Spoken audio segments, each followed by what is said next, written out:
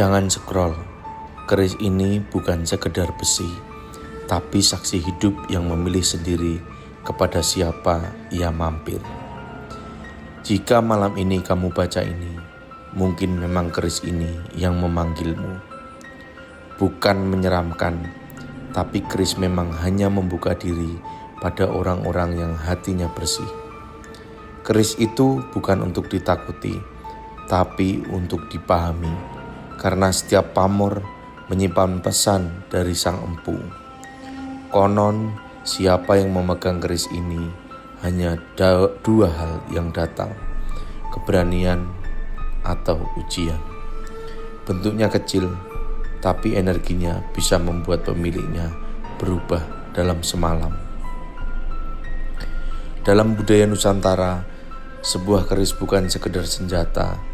Ia adalah perjalanan panjang dari tangan seorang empu ditempa dengan doa, tapa, dan laku batin. Setiap lekuk dapur yang terlihat sederhana sebenarnya adalah bahasa simbol yang hanya bisa dipahami oleh mereka yang mau mendengarkan. Pamor yang berlapis di dalamnya bukanlah lukisan biasa.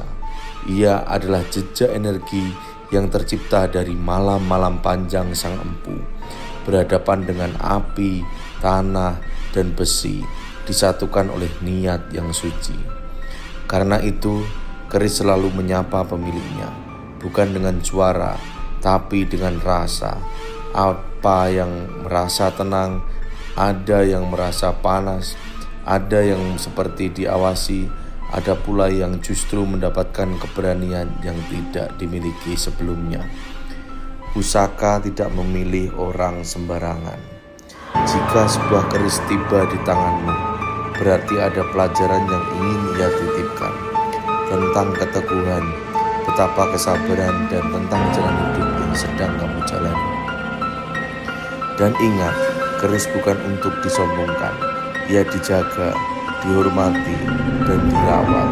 Karena sebagaimana manusia menjaga pusaka, pusaka pun akan menjaga pemiliknya.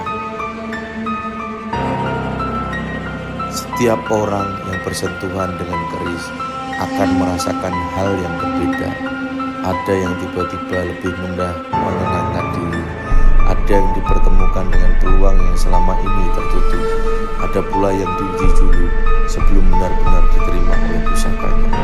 Karena pada dasarnya keris tidak pernah meminta apa-apa.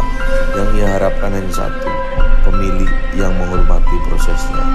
Rawatlah dengan wangi-wangian yang baik, lap dengan minyak yang menenangkan, dan perlakukan ia seperti sahabat lama kembali datang dalam hidupmu. Jika suatu hari kamu merasa hidupmu tiba-tiba lebih terarah, lebih kuat menghadapi tekanan, atau lebih peka membaca tanda-tanda, bisa jadi itu bukan kebetulan. Itu adalah cara keris menyelaraskan langkah. Dan ingat, pusaka tidak akan membuatmu besar, tapi ia akan menjaga agar kamu tidak melupakan dari mana kamu berasal. Sebab yang paling sakral dari sebuah keris bukanlah bentuknya, melainkan niat baik yang menghidupinya.